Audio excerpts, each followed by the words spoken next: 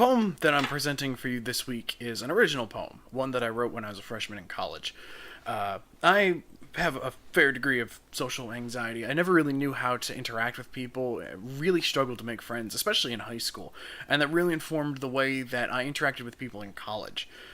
This poem is sort of an autobiographical poem writing about how I understood social interactions in high school and how that changed when a very special person decided to ask me a very simple question at a random week on a nice day in Florida.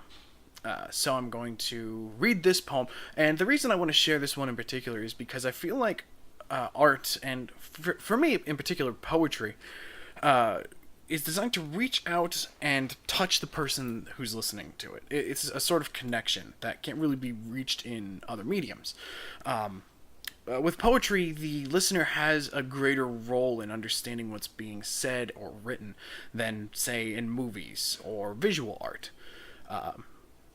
And I feel like that's really important here because I'm certain I'm not the only one who's had experiences like this where they struggle with social pressures and social anxieties. And if my writing can be of any benefit to people who have struggled in the same way that I have, then I feel like I've written something worth sharing.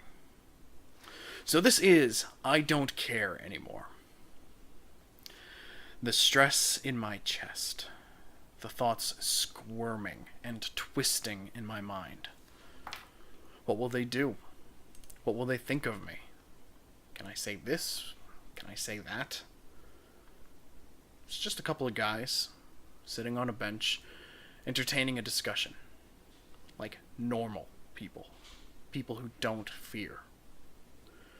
So I walk away, leaving them sitting there to carry on their conversation without me. The fear subsides, and I return to my seclusion. Another day, another failure. She seems pleasant enough, rings the oh-so-familiar thought. But what will it mean if I talk to her? What will she think if I say hi? If she thinks I have more than friendship on the mind, I'd be too embarrassed to speak to her again. So into seclusion I return. The loneliness settles in once more, and I forget any prospect of friendship. Then, at last, a respite.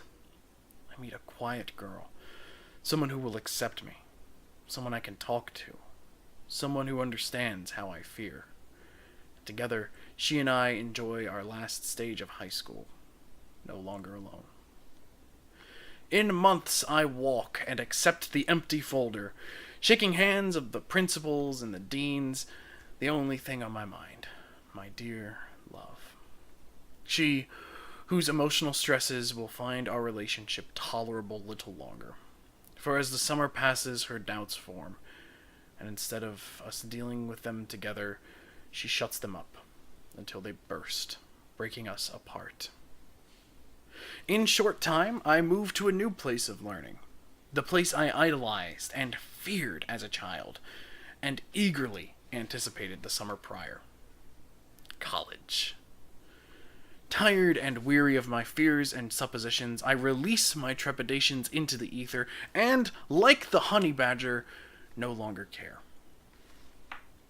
Casual conversations crop up here and there, but no conversations of merit cross my ears, little of meaning.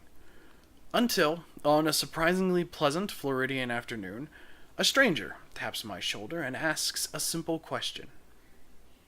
Are you an online student?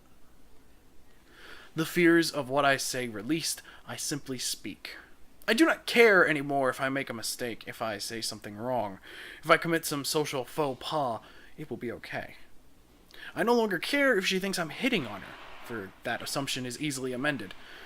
And if I say something weird, that's okay, because normality is severely overrated. This good friend maid then introduces me to another 8, and I? No longer alone, I find happiness. So vague and unfamiliar and so welcome. All beginning with the thought, I don't care anymore. I'm the cartographer, and those are your maps for July. Thank you for watching.